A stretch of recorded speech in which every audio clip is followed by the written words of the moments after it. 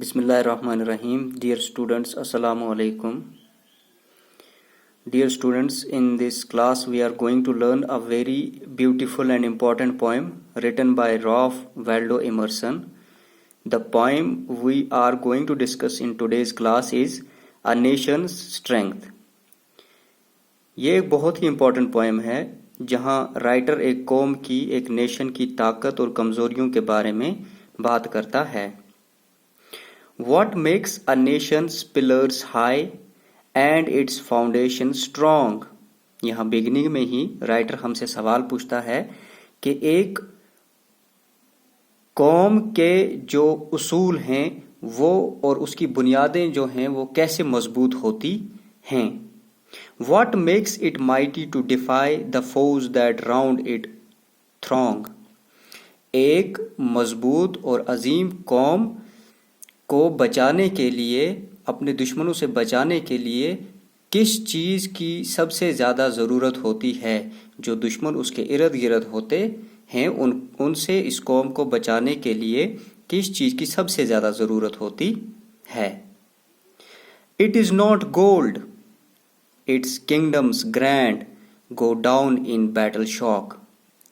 It's not gold, यहाँ पे gold इस्तेमाल किया गया है वेल्थ के लिए, दौलत के लिए, यानी ये दौलत नहीं है जो एक कौम को बचाती है. It's kingdoms grand go down in battle shock. उन अजीम सल्तनतों से पूछो जो ज़ेर हो गई, जो ख़त्म हो गई. Its shafts are laid on sinking sand not on abiding rock.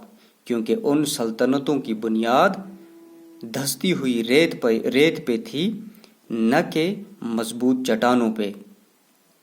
Is it the sword, यहाँ स्वर्ड इस्तेमाल किया गया है मिलिट्री पावर के लिए. राइटर पूछता है क्या ये फौजी ताकत है जो एक कौम को अजीम बनाती है. Ask the red dust of empires passed away. उस खून में लिपटी हुई लाल सुर्ख मिट्टी से पूछो जिसमें बहुत बड़ी बड़ी सल्तनतें डूब के ख़त्म हो गई. The blood has turned their stones to rust their glory to decay.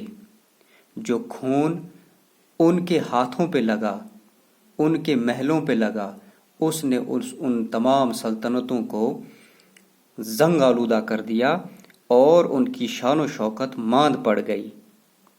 And is it pride, क्या ये वो शान व शौकत है.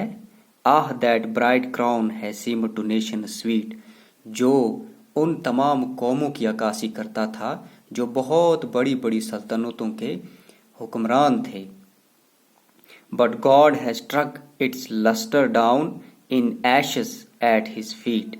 लेकिन खुदा ने उनकी तमाम शान व शौकत राख में तब्दील कर दी और अपने पाँव में बिछा दी. नॉट गोल्ड, अगेन यहाँ पे गोल्ड वेल्थ के लिए इस्तेमाल किया गया है. But only man can make a people great and strong. People nation के लिए इस्तेमाल किया गया है, कौम के लिए इस्तेमाल किया गया है. ये दौलत नहीं है बल्कि ये वो लोग हैं जो एक कौम को मजबूत और अजीम बनाते हैं. Men who for truth and honour sake stand fast and suffer long. वो लोग जो असूलों के लिए, सच्चाई के लिए लड़ते रहते हैं, मजबूती से डटे रहते हैं और बहुत ज़्यादा तकलीफ़ें बर्दाश्त करते हैं. यही वो लोग हैं जो एक कौम को मजबूत बनाते हैं, अजीम बनाते हैं. The next stanza is brave man who work while others sleep, who dare while others fly. बहादुर लोग वो हैं जो दिन रात काम करते रहते हैं और जो हमेशा मजबूती से डटे रहते हैं, जो कभी मैदान नहीं छोड़ते.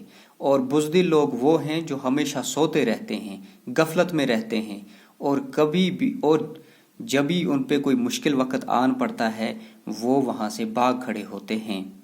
They build a Nations pillars deep. यही वो लोग हैं, पिलर्स यहाँ पे इस्तेमाल किया गया है आइडियल्स के लिए, प्रिंसिपल्स के लिए. یعنی یہی وہ لوگ ہیں جو ایک قوم کے اصول اور اس کے آئیڈیلز کو مضبوط بناتے ہیں. And lift them to the sky. اور یہی وہ لوگ ہیں جو ایک قوم کی شان و شوکت اور اس کی چمک دمک کو عظیم تر بناتے ہیں. تو یہاں پہ ہم نے کلیئرلی دیکھا کہ شاعر ہمیں کہتا ہے کہ یہ دولت نہیں ہے، یہ ملٹری پاور نہیں ہے، یہ شان و شوکت نہیں ہے جو ایک قوم کو مضبوط بناتی ہے، بلکہ یہ اس کے وہ لوگ ہیں، وہ انہیبیٹنٹس ہیں، وہاں کے رہنے والے وہ لوگ ہیں جو بہادر ہیں، جو سچ کا ساتھ دیتے ہیں، جو آئیڈیلز اور پرنسپلز پہ چلتے ہیں. یہی وہ لوگ ہیں جو ایک قوم کو مضبوط اور عظیم بناتے ہیں. اب ہم کچھ لٹریری ڈیوائسز کے بارے میں بات کرتے ہیں. جیسے کہ ہم نے دیکھا پلرز. پہلے ہم میٹافر کی بات کریں گے. پلرز جو ہیں، پلرز کا مطلب یہاں پہ یہ استعمال ہوا ہے آئیڈیلز اینڈ پرنسپلز کے لیے. اسی طرح سے آپ دیکھیں فوز، FOES، فوز کا مطلب ہو گیا اینیمی. یہاں پہ اور ایک لٹریری ڈیوائس بھی ہے میٹونومی میں آپ دیکھو گولڈ استعمال ہوا ہے ویلتھ کے لیے، دولت کے لیے.